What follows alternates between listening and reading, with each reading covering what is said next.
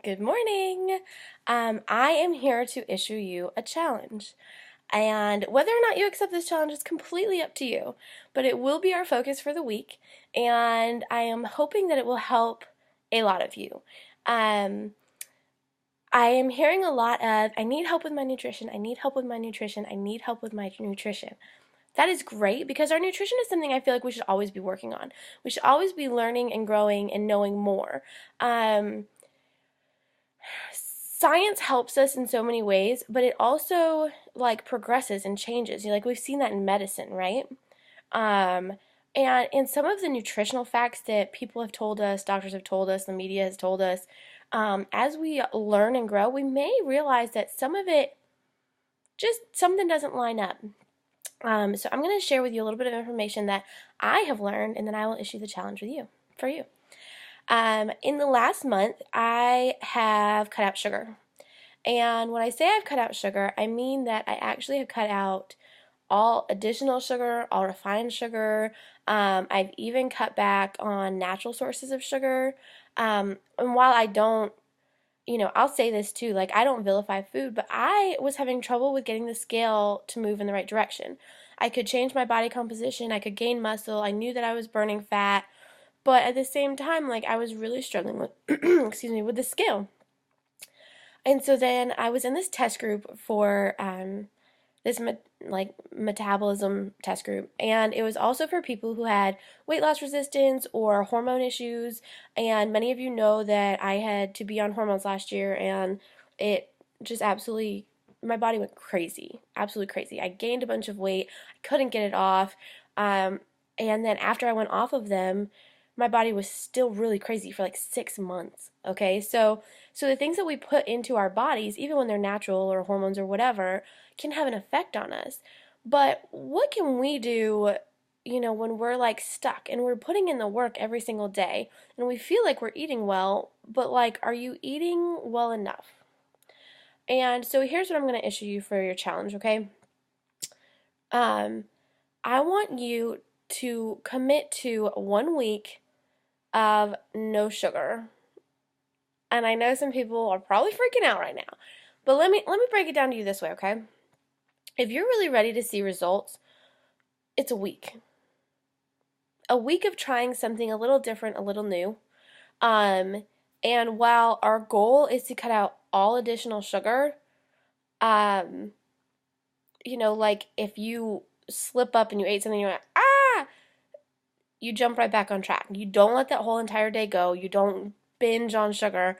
Like it's not about necessarily perfection, but about being aware of how much sugar is in your diet. Because for me, I said I was eating super, super clean, and then there were things that were sneaking into my diet that I didn't ever realize. I didn't think about it because it wasn't a big deal. It was just one or two things here or there, not a big deal. But one or two things here or there every single day definitely adds up.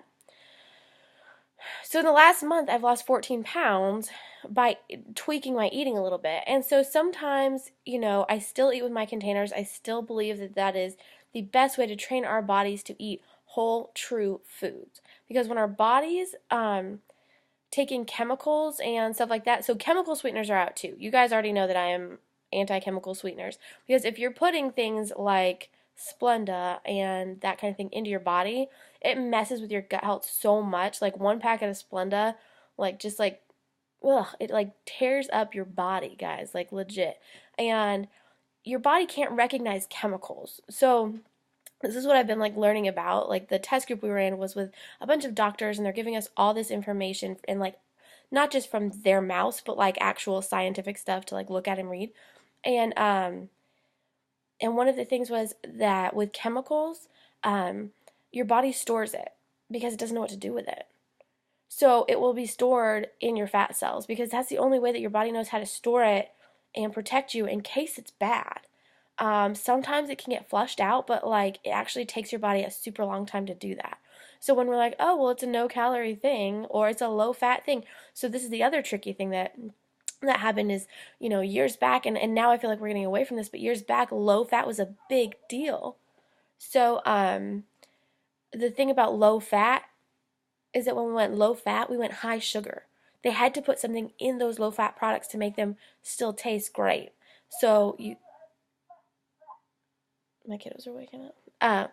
So anyway, so I actually have gone and like no low fat. I've been doing good quality high fats in my diet, and I've completely cut out sugar, and it's been amazing. I feel better. Okay, so here's the thing.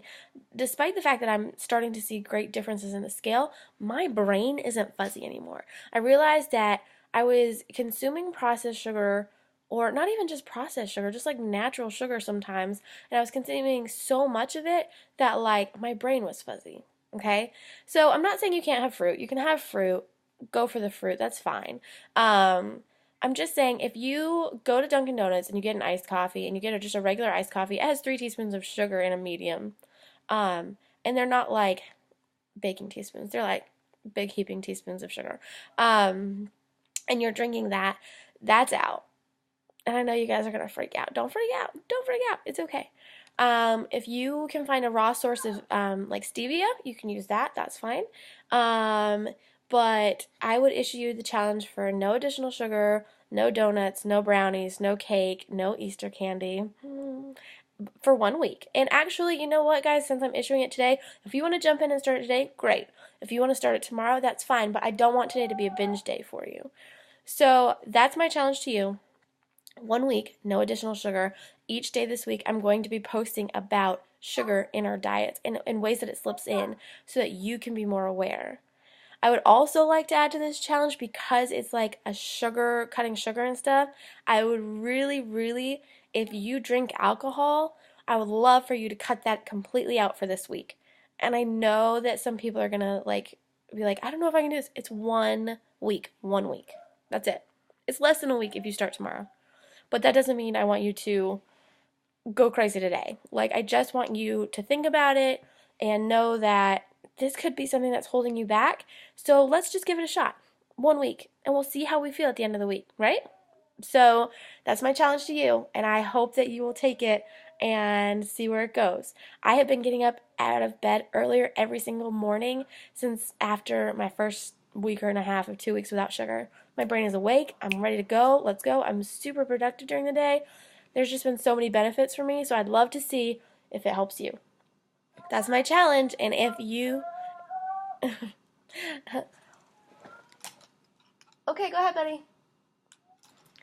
So that's my challenge for you. So click like and comment below. I accept the challenge, and I'll know that you are in it. Okay? Happy Monday.